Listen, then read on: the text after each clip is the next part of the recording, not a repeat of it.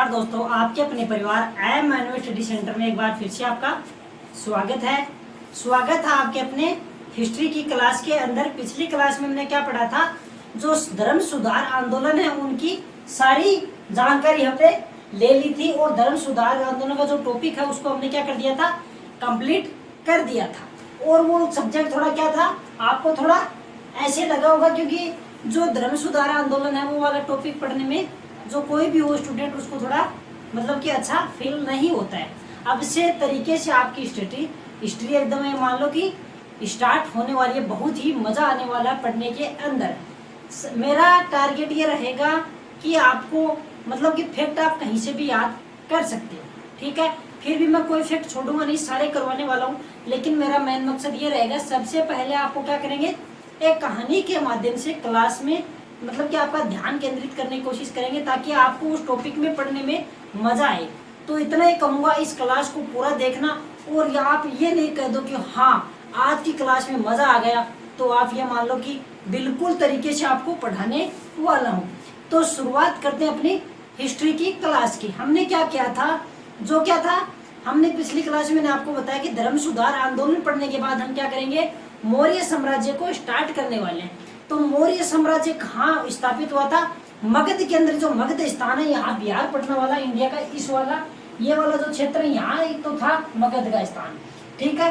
तो क्या होता है कि मगध के अंदर पहले कौन थे, मगध के अंदर बात करें हर्यक वंश था, शिशुनाग वंश था, ऐसे ऐसे करके लास्ट में कौन आता है, लास्ट के अंदर आता है। तो इसके अलावा बात करें नंद वंश आता है, नंद वंश में कौन होता है, घनानंद होता है। घनानंद को पछाड़ के कौन बनता है, चंद्रगुप्त मौर्य बनता है। और घनानंद के समय क्या होता है, सिकंदर का आक्रमण होता है। तो शुरुआत करते हैं आज की अपनी क्लास की। तो सबसे पहले एकदम सब कुछ बढ़िया से एयरफोन लगा के सिर्फ क्लास में आपको ध्यान एकत्रित करना है। अब क्या करते हैं, शुरुआत करते हैं। सिकंदर जिसको ये क्या था, पूरे विश्व की विजय पे निकला था, फिर या कहीं विश्व विजय अभियान पे निकला था। इसी के तहत इसने क्या किया था, भारत विजय अभियान स्टार्ट किया था, या फिर कहें भारत को विजय करने के उद्देश्य से इन्हें अभियान स्टार्ट किया था। वो कब किया था, 326 ईस्वी के अंदर भारत विजय का अभियान स्टार्ट कर दिया था, 326 ईस्वी पूर्व में, ठीक है। 326 ईसा पूर्व में क्या किया था, इन्होंने क्या किया था, जो सिकंदर है इन्होंने भारत विजय का अभियान स्टार्ट कर दिया था। अब क्या होता है, सिकंदर यहाँ से चलता है, चलता चलता ऐसे आता है और आने के बाद जो अपना पंजाब वाला एरिया है, ठीक है, वहाँ पंजाब के शासक कौन थे, यहाँ जो पंजाब वाला एरिया है पंजाब के शासक कौन थे, पोरस थे, ठीक है। पंजाब के शासक कौन थे, पंजाब के शासक पोरस थे। यहाँ यह क्या होता है, आक्रमण होने के समय क्या होता है, पोरस और इनका मतलब कि इनके बीच में होता है, उसको क्या कहा जाता है, हाइड स्पीच का युद्ध कहा जाता है। अब क्या होता है, सिकंदर के जो सैनिक थे व्यास नदी के पश्चिमी तट पर आकर के क्या होता है, व्यास नदी के पश्चिमी तट पर, कौन सी नदी, व्यास नदी, व्यास नदी के पश्चिमी तट पे आकर क्या करता है, उनके सैनिक इनकार कर देते हैं कि माई बाप ये जोड़े हाथ पग अब हमसे पार को नहीं पड़े। मतलब कि वो सैनिक मना कर देते हैं, क्या कर देते हैं, सैनिक मना कर देते हैं। इसके बाद सिकंदर क्या करता है, हतोत्साहित होकर वापस लौटने लगता है। क्या करने लगता है, वापस लौटने लगता है। तो इसका सेनापति था एक सेल्यूकस निकेटर। कौन था, सेल्यूकस निकेटर, ठीक है। ये तो आप सबको पता होगा, लेकिन सबसे बड़ी बात है ये क्या था, ये था थल सेनापति। कौन सा सेनापति था, थल सेनापति था। और एक था इसका जल सेनापति, जल सेनापति। तो जल सेनापति कौन था, जल सेनापति था निर्याकस। कौन था, जल सेनापति था निर्याकस था जल सेनापति।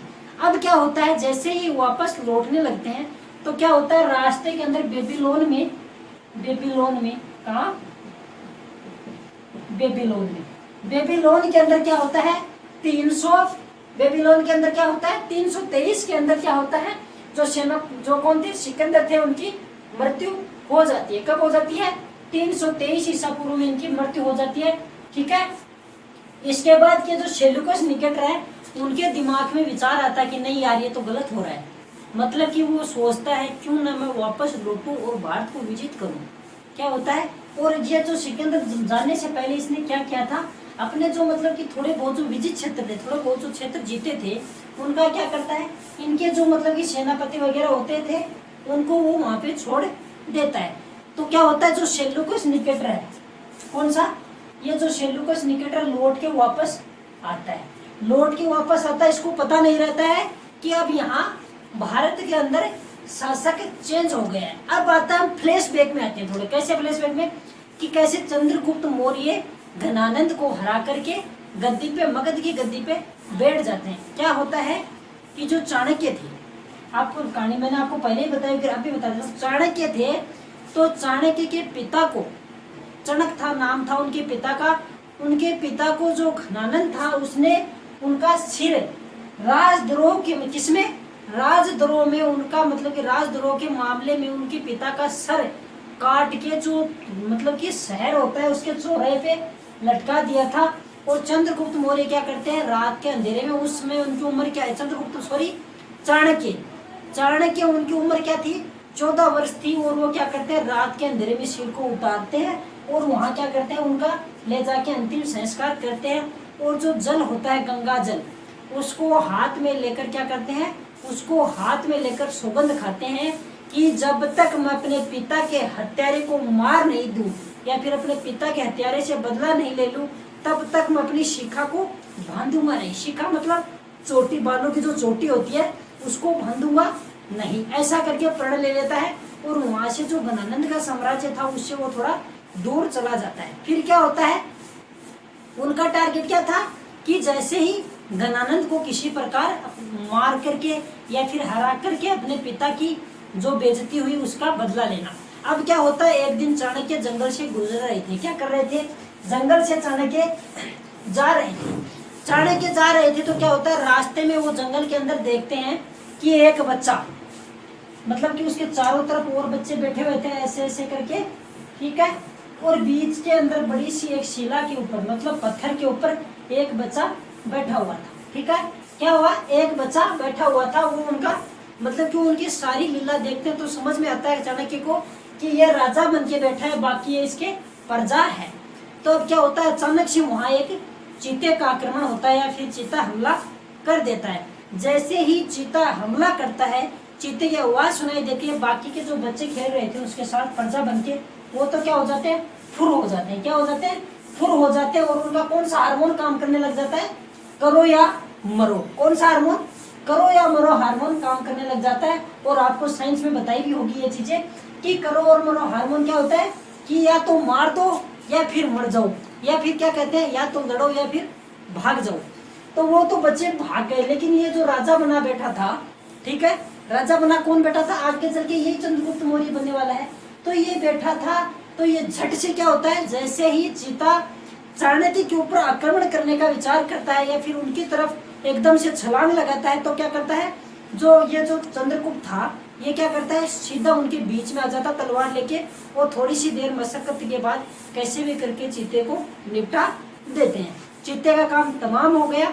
अब क्या होता है, चाणक्य एक विलक्षण बुद्धिमान व्यक्ति थे या फिर विद्वान व्यक्ति थे, वो इनके अंदर प्रतिभा दिखाई देती है। किनके अंदर, चंद्रगुप्त मौर्य के अंदर प्रतिभा दिखाई देती है। उनको प्रतिभा वो वाली प्रतिभा नहीं, मतलब कि इनके अंदर इनको क्वालिटी नजर आती है। आप कहीं सोच रहे हो वो वाली प्रतिभा, प्रतिभा किसी लड़के का नाम नहीं है, इसके अंदर क्या होता है, क्वालिटी दिखाई देती है चंद्रगुप्त मौर्य को। अब क्वालिटी देखने के बाद क्या होता है कि वो इनसे पूछते हैं कि कहाँ से हो, कैसे हो, सारी चीजें पूछ लेते हैं। उसके बाद क्या होता है, ये अपना सारी डिटेल देते हैं कि मैं भी अपने पिता की या फिर अपनी माता को, इनकी माता जो थी उनको अपमानित करके राजमहल से निकाल दिया गया था, या फिर कोई काम करती होगी तो निकाल दिया हुआ, ऐसी कहानी प्रचलित है। तो इनका भी मकसद क्या था, इनका भी मकसद था घनानंद को हराना, घनानंद को हराना। और इनका मकसद भी क्या था, घनानंद को हराना। अब क्या हुआ, दोनों का टारगेट एक हो जाता है। जब दो व्यक्तियों का टारगेट एक हो जाता है तो ये मान लो इसको साधने में ज्यादा वक्त लगता नहीं है। तो अब क्या होता है, दोनों का टारगेट एक ही हो गया कि इनका मेन मकसद क्या था, घनानंद को हराना। तो चाणक्य इनसे सवाल करते हैं कि बेटे तुम्हें डर नहीं लगा, तूने चीते को ऐसे ही निपटा दिया। तो ये कहता कि ये जी मुझे डर लगेगा तो मैं अपने पिता के हत्यारे से बदला कैसे लूंगा। ठीक है, तो उसी समय क्या होता है, जो चाणक्य है वो कहते हैं, हे यमराज, क्या बोलते हैं, हे यमराज तुम अपने लेखे से गणानंद का नाम मिटा दो। क्या कर दो, गणानंद का नाम मिटा दो, क्योंकि उसकी मृत्यु आपके हाथों से नहीं मेरे हाथों से लिखी है। ठीक है, ऐसा करके उनको ले जाते हैं चंद्रगुप्त मौर्य को, और एक अज्ञातवास पर इनको क्या करते हैं, इनको शिक्षा देते हैं। जैसे ही इनकी शिक्षा कंप्लीट होती है, इनको वापस उसी जंगल में भेजते हैं, और वहाँ के जो जंगल आदिवासी लोग रहते थे उनको एकत्रित करने को कहा जाता, वो भी एक गुपचुप तरीके से। ठीक है, सारा काम हो गया, और जो सिकंदर था उसने आक्रमण किया था, तो चंद्रगुप्त मौर्य नहीं, चाणक्य थे, इन्होंने पोरस का साथ दिया था। ठीक है, अब क्या होता है, चंद्रगुप्त मौर्य जल्दी में क्या होते हैं कि हमें थोड़ा किसी काम को लेकर हमें लगने लगता, थोड़े हम उत्साहित हो जाते हैं। उत्साहित में क्या किया इन्होंने, पाटलिपुत्र पे हमला ठोक दिया। क्या कर दिया, सीधा का सीधा पाटलिपुत्र पे हमला ठोक दिया। जैसे ही हमला ठोका, आपको पता है गणानंद कितना महान सम्राट व्यक्ति था, उसके पास कितनी विशाल सेना थी, और इनके पास मुट्ठी भर सेना, तो इनको क्या होता है, वापस भागना पड़ता है, और चंद्रगुप्त मौर्य पहली बार में असफल हो जाते हैं। असफल होने के बाद क्या होता है, आपको पता है घायल शेर दुगनी ताकत से क्या करता है, हमला करता है। अब की बार पूरी योजना के साथ क्या होते हैं, इनको गुप्त रास्ते के, वहां का एक व्यक्ति था या फिर कहे राजा के अंदर, सभी को पता है कहीं ना कहीं कोई ना कोई शासन के अंदर मेघनाथ जरूर होता है। मेघनाथ का मतलब, मेरा मतलब ये है कि कोई न कोई भेदी जरूर होता है जो भेद बता देता है। तो क्या होता है कि इनको सारे गुप्त रास्ते का राज पता लग जाता है, और गुप्त रास्ते से जाकर क्या कर देते हैं, गणानंद को मार देते हैं, और चंद्रगुप्त मौर्य बैठ जाता है राजगद्दी पे। अब वापस आते हैं, कहाँ आते हैं, वापस आते हैं, सेल्यूकस निकेटर आ रहा है। क्या करने आ रहा है, भारत पे आक्रमण करने के लिए वापस आ रहा है सेल्यूकस निकेटर। जो था सिकंदर तो वापस चला गया था, सेल्यूकस निकेटर जो इसका थल सेनापति था वो वापस आ रहा है, किसके लिए, आक्रमण करने के लिए। अब सेल्यूकस निकेटर यहाँ से चलता है, टक टक टक टक करके यहाँ पहुंच जाता है। यहाँ पहुंचने के बाद क्या होता है, युद्ध की घोषणा हो जाती है, ढोल नगाड़े बजने लग जाते हैं, बड़ी बड़ी आवाजें आने लग जाती हैं, जैसा कि युद्ध का माहौल बन गया। अब क्या होता है, ये रथ लेके आता है, इधर से क्या लेके आता है, अपनी सेना के अंदर बहुत सारे रथ लेके आता है।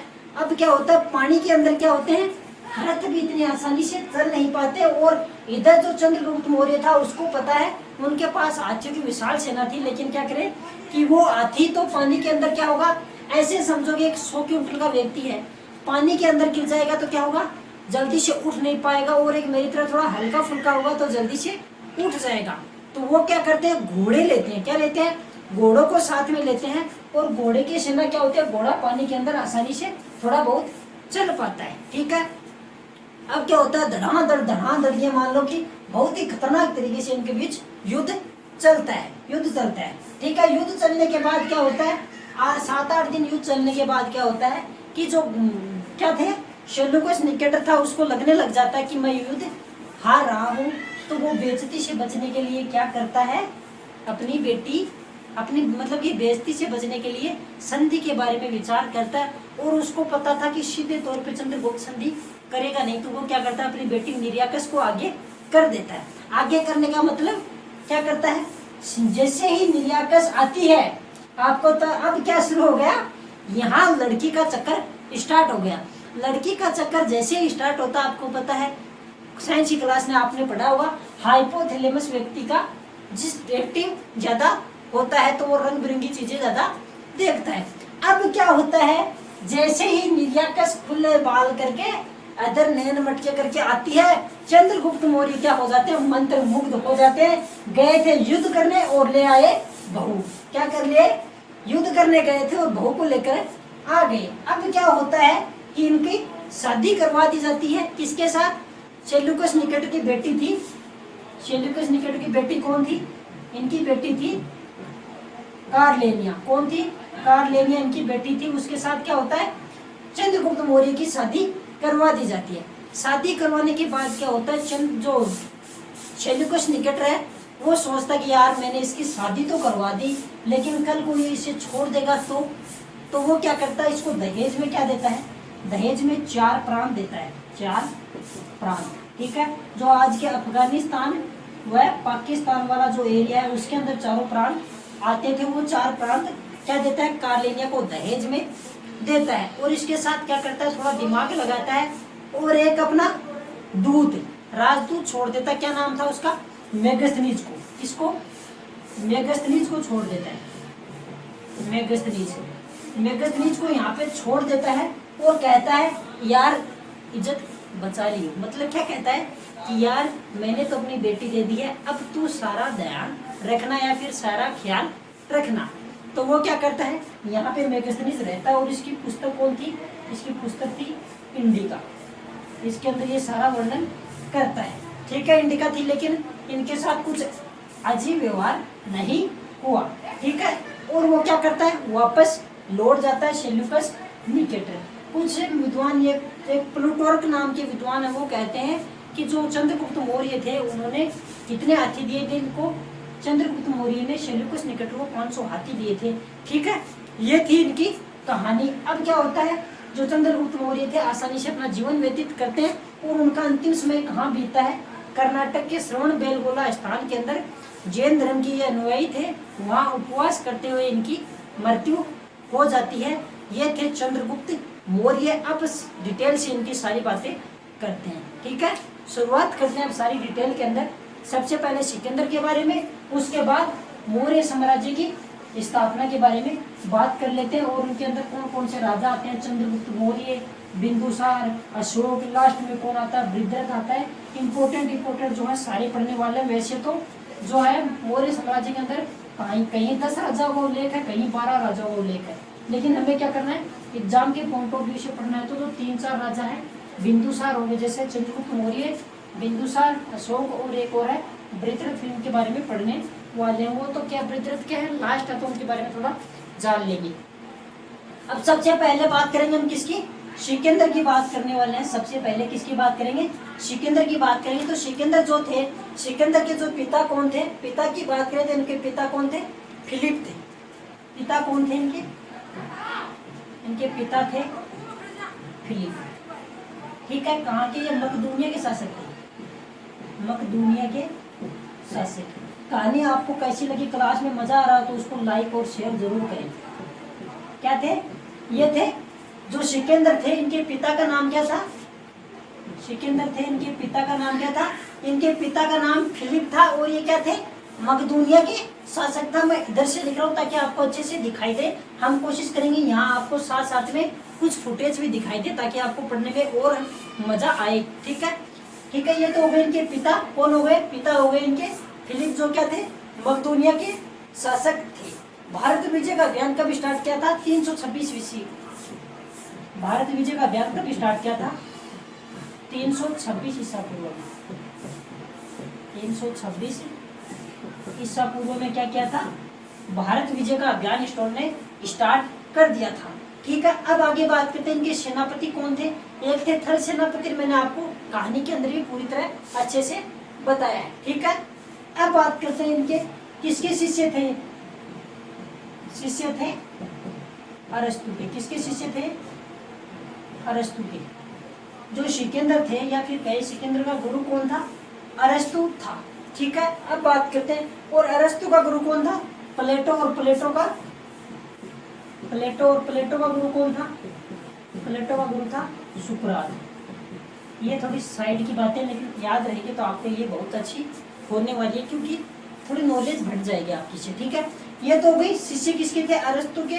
अरस्तु किसके शिष्य थे, प्लेटो। प्लेटो किसके शिष्य थे, सुकरात के। ठीक है, उम्मीद है इतनी बात आपको बहुत ही अच्छे से समझ में आई होगी। ठीक है, अब आगे बात करते हैं कि इनका सेनापति, यहाँ लिख देता हूं मैं, सेनापति। सेनापति की बात करें तो सेनापति कौन था इनका, Seleucus, Seleucus Nicator. Seleucus Nicator इनका सेनापति था। ये कौन सा था, थल वाला। और एक था इनका जल सेनापति। ठीक है, जल सेनापति की बात करें तो जल सेनापति कौन था, जल सेनापति था इनका निर्याकस। आपको जल्दी जल्दी कैसे लिखा रहा हूँ, मैंने सारी चीजें आपको बताई हैं। अब कुछ फैक्ट छूट गए थे या फिर कोई बात ऐसी जो मैंने आपको नहीं बताई थी, वो बातें बता रहा हूँ। इसका स्क्रीनशॉट आप पूरा लिखने के बाद जरूर ले सकते हो, ठीक है। अब आगे बात करते हैं। इतनी बात होगी, इनके सेनापति कौन हो गए, थल तो हो गए सेल्यूकस निकेटर, और जल सेनापति कौन हो गए, जल सेनापति इनको हो गए सेल्यूकस निकेटर, ठीक है। और इनका प्रिय घोड़ा, प्रिय घोड़ा नाम कुछ अजीब है, बहुफेफला। कौन है प्रिय घोड़ा, कौन है इनका प्रिय घोड़ा की बात करें तो प्रिय घोड़ा है बहुकेफला, बहुकेफला, ठीक है। कौन है प्रिय घोड़ा इनका, क्या है, बहुकेफला इनका प्रिय घोड़ा है, ठीक है। और ये जो बहुकेफला है, इसी के नाम पर इन्होंने क्या किया था, जो नदी थी, कौन सी नदी थी, बहुकेफला के नाम पर इन्होंने एक नगर बसाया था। कौन सी नदी के किनारे ये बसाया था, इसी के बात करें झेलम नदी पर, झेलम नदी पर नगर, झेलम नदी पर नगर, इस बात को भी नोट कर लेना। झेलम नदी के ऊपर क्या हुआ, इन्होंने नगर बसाया था, किसके नाम पर, बहुकेफला के नाम पे, ठीक है। अब शुरुआत करते हैं आगे, आगे देखें तो आगे बात करते हैं क्या होता है, जो झेलम और झेलम का युद्ध या हाइड्रोस्पेसिस का युद्ध बोला जाता है। पोरस और सिकंदर के बीच में जो युद्ध हुआ था उसको क्या बोला जाता है, हाइड्रोस्पेसिस का युद्ध या झेलम का युद्ध, हाइड्रोस्पेसिस, हाइड्रोस्पेसिस या फिर झेलम। झेलम को पुराने समय में क्या बोला जाता था, वितस्ता, वितस्ता का युद्ध, ठीक है। कहाँ किस किन के बीच होता, पंजाब के शासक पोरस व सिकंदर के बीच, शासक वर्सेज पोरस, इनके बीच ये युद्ध होता है। पोरस की सहायता कौन करते हैं, चाणक्य पोरस की सहायता करते हैं। उम्मीद है बहुत ही शानदार तरीके से आपको क्लास समझ में आई होगी। जैसा मैंने आपसे वादा किया था, अब क्लास को पढ़ने में बहुत ही मजा आने वाला है, ठीक है। तो उतनी बात होगी। अब बात करते हैं, आगे बात करें तो ये क्या होता है, सिकंदर के जो सैनिक थे कहाँ मना कर देते, मैंने आपको बताया था, व्यास नदी पर, व्यास नदी के पश्चिमी तट पर आकर मना कर देते हैं, व्यास नदी पर मना कर देते हैं पार करने से। कौन से तट पर, पश्चिमी तट पर आकर मना कर देते हैं, क्या कर देते हैं, पश्चिमी तट पर आकर मना कर देते हैं। अब क्या होता है, भारत विजय का अभियान कब स्टार्ट किया, 326 के अंदर। अब ये क्या होता है, भारत वापस लौटता है, क्या करता है, भारत से वापस लौटता है। कब लौटता है, 325 ईसा पूर्व, भारत से लौटा, कब लौटा, 325 ईसा पूर्व, ठीक है। स्थल मार्ग से, कहां से गए, स्थल मार्ग से गया था। और रास्ते के अंदर बेबीलोन में 323 ईस्वी में इसकी मृत्यु हो जाती है, बेबीलोन में मृत्यु, ठीक है। 323 ईसा पूर्व में बेबीलोन के अंदर इनकी मृत्यु हो जाती है। कब हो जाती है, बेबीलोन के अंदर इनकी 323 ईसा पूर्व में मृत्यु हो जाती है, ठीक है। 33 वर्ष की उम्र में इनकी मृत्यु होती है, ठीक है। ये थी सिकंदर से जुड़ी वो इम्पोर्टेंट बातें जो आपको एग्जाम के अंदर पूछी जा सकती हैं, या फिर एग्जाम के अंदर बहुत सारी आपकी हेल्प करने वाली है। आप चाहो तो इसका स्क्रीनशॉट ले सकते हो, आपको 5 सेकंड का समय दिया जाता है, ठीक है। चलिए आगे बात करते हैं। अब क्या हुआ, सिकंदर का आक्रमण हो गया। अब बात करेंगे हम मौर्य साम्राज्य की, ठीक है। मगध हम पढ़ रहे थे, मगध के ऊपर ये सारे शासन करते हैं। एरिया वही है, सिर्फ क्या बदलते हैं, जो राज करने वाले हैं, सेशन, जो राज या शासन करने वाले हैं वही बदलते हैं। अब जैसे आप समझ लो एग्जाम्पल के लिए, अपने भारत के अंदर जो भारत है, भारत तो वही है। पहले कौन शासन करते थे, या फिर प्रधानमंत्री कौन थे, जो शासन की कुर्सी है वो कौन थी, वो थी मनमोहन सिंह जी के पास। अब किसके पास है, नरेंद्र मोदी जी के पास। ऐसे ही बस स्थान वही है, इनकी जगह बदल, मतलब कि स्थान और जगह वही है, सिर्फ जो शासन करने वाला है वो चेंज हो गया है। अब बात करते हैं, किसकी बात करते हैं, आपको थोड़ा सा रिवाइज करा दूंगा एक बार, ठीक है। पहले कौन आता है, हर्यक वंश, फिर कौन आता है, शिशुनाग वंश, फिर कौन आता है, ठीक है, हर्यक वंश, शिशुनाग वंश, नागवंश कौन सा हो गया, ठीक है, ठीक है। इसके अलावा बात करें, एक कौन सा आता है, हर्यक वंश हो गया, शिशु नागवंश हो गया। इसके अलावा बात करें एक कौन सा आता है, एक आता है इसके बाद कौन सा आता है, नंदवंश, शिशु नागवंश, नंदवंश, और इसके बाद क्या आता है, मौर्य। इसके बाद कौन सा आता है, मौर्य। ये सारी मैंने आपको पढ़ा दिए हैं। हर्यक वंश, शिशु नागवंश, नंदवंश। ठीक है, नंदवंश का अंतिम शासक कौन था, गणानंद, जिसको हरा के जो मौर्य साम्राज्य की स्थापना किसने की, चंद्रगुप्त मौर्य को। ये आपको बताना थोड़ा जरूरी था, इसलिए मैंने आपको बता दिया। ठीक है, नंदवंश के शासक को हराया था और मौर्य साम्राज्य की स्थापना किसने कर दी थी, चंद्रगुप्त मौर्य के अंदर चंद्रगुप्त मौर्य ने कर दी थी, मौर्य साम्राज्य। ठीक है, मौर्य साम्राज्य की बात कर लेते हैं। मौर्य साम्राज्य की बात करें, संस्थापक कौन है, संस्थापक की बात करें तो इसके संस्थापक कौन है, चंद्रगुप्त मौर्य। कौन है, चंद्रगुप्त मौर्य इसके संस्थापक है। ये तो हो गए इसके संस्थापक, इसके जो मौर्य साम्राज्य इसके संस्थापक चंद्रगुप्त मौर्य हो गए। अब किसकी बात करेंगे, चंद्रगुप्त मौर्य की बात कर लेते हैं। चंद्रगुप्त मौर्य, ठीक है, चंद्रगुप्त मौर्य की बात करें तो चंद्रगुप्त मौर्य के बारे में मैंने आपको सारी कहानी पहले से ही बता दी। हम सिर्फ फैक्ट की बात करने वाले हैं ताकि आपको एग्जाम के अंदर सीधा सीधा देखने को मिले और आप बहुत ही अच्छे से क्वेश्चन को अटेम्प्ट कर पाए। ठीक है, अब चंद्रगुप्त मौर्य की बात करते हैं। तो चंद्रगुप्त मौर्य की बात करें, ये मौर्य वंश के संस्थापक मैंने बता दिया। और 322 ईसा पूर्व में क्या होते हैं, गद्दी पे बैठते हैं। 322 ईसा पूर्व या फिर कहीं बिफोर क्राइस्ट गद्दी पर बैठते हैं। क्या होते हैं, गद्दी पे बैठे हैं। चंद्रगुप्त मौर्य कब गद्दी बैठे हैं, 322 ईसा पूर्व में क्या होते हैं, ये गद्दी पे बैठते हैं। ठीक है, अब आगे बात करें कि इनको क्या कहा जाता है, शेंड्रोडोटस। इनको क्या कहा जाता है, इनको कहा जाता है शेंड्रोडोटस। क्या कहा जाता है,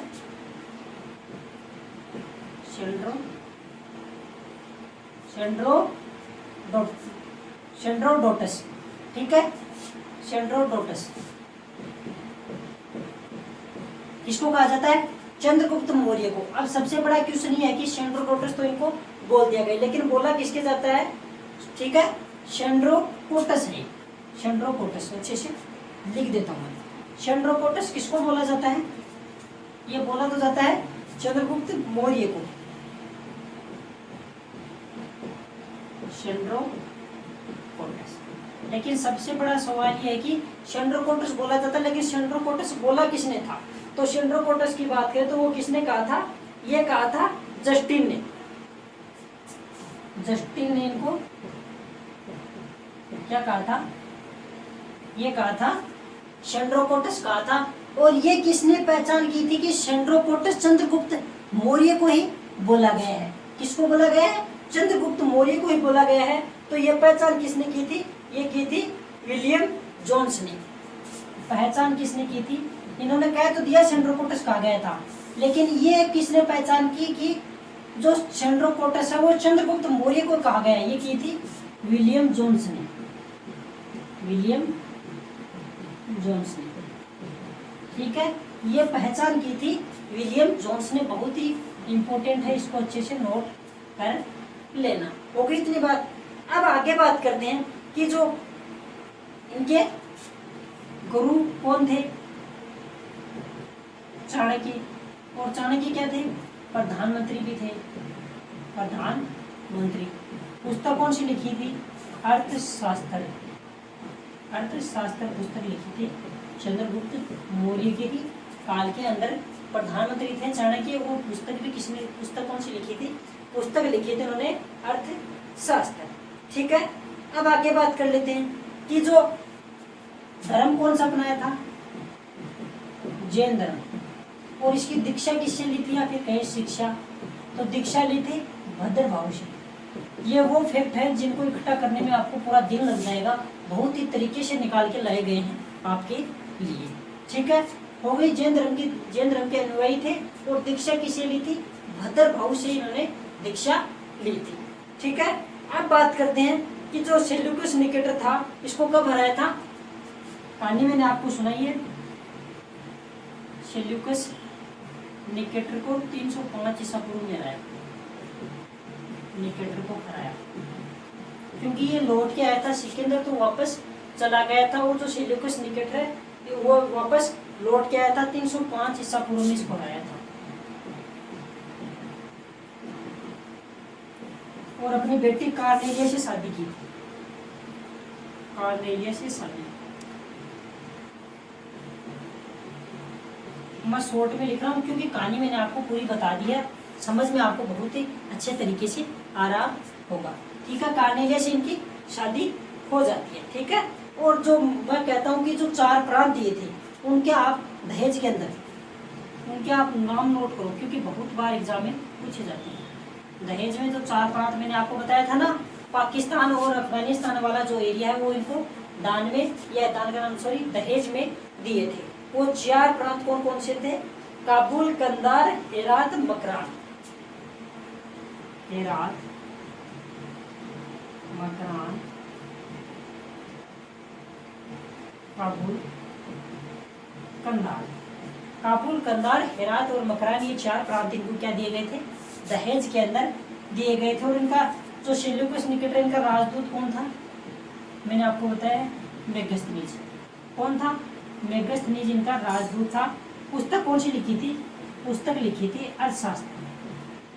पुस्तक कौन सी? सॉरी, पूरा अर्थशास्त्र अर्थशास्त्र को किसने लिखी थी? चाणक्य ने लिखी थी। इसकी पुस्तक थी इंडिका, और इसके अंदर पाटलिपुत्र और जो राजा किस प्रकार से रहता था सारी बहुत ही अच्छे तरीके से वर्णन किया गया। बिल्कुल कुछ भी नहीं छोड़ा इंडिका के अंदर।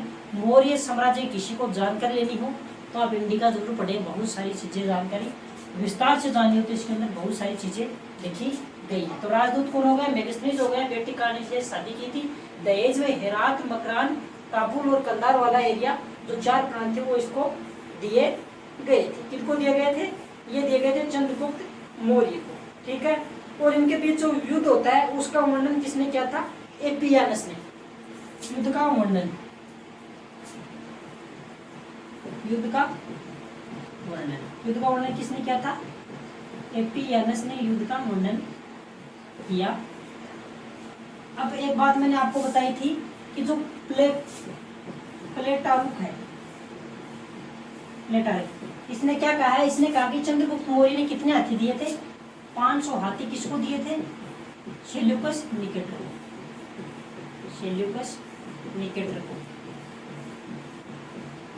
सेल्यूकस निकेटर को कितने हाथी दिए थे? प्लेटार्क के अनुसार, इस बात को नोट कर लेना, प्लेटार्क के अनुसार 500 हाथी किसको दिए थे? सेल्यूकस निकेटर को दिए थे। किसने? चंद्रगुप्त मौर्य ने दिए थे। ठीक है, अब बात करते हैं, इतनी बात हो गई, बहुत ही अच्छे तरीके से मैंने सारी चीजें आपको बता दी हैं। अब इनकी मृत्यु की बात करते हैं। मृत्यु कहाँ होती है? कर्नाटक के श्रवण बेलगोला स्थान में। श्रवण बेलगोला स्थान पर क्या होता है? उपवास के दौरान। उपवास क्या होता है? जैन धर्म के अंदर एक संथारा नाम की पद्धति होती है। इसके अंदर व्यक्ति खाना पीना सब छोड़ देता है और धीरे धीरे अपने प्राण त्याग देता है, उसको बोला जाता है संथारा। इसी के तहत इन्होंने संथारा ले लिया था और इनकी मृत्यु इसी के दौरान हुई थी। इनके बाद इनका बेटा कौन आता है? बिंदुसार आता है। बिंदुसार के बाद अशोक आता है। ये सारी बातें करने वाले हैं। क्या रहेगा? एरिया वही रहेगा मगध वाला, इसका विस्तार होता जाएगा।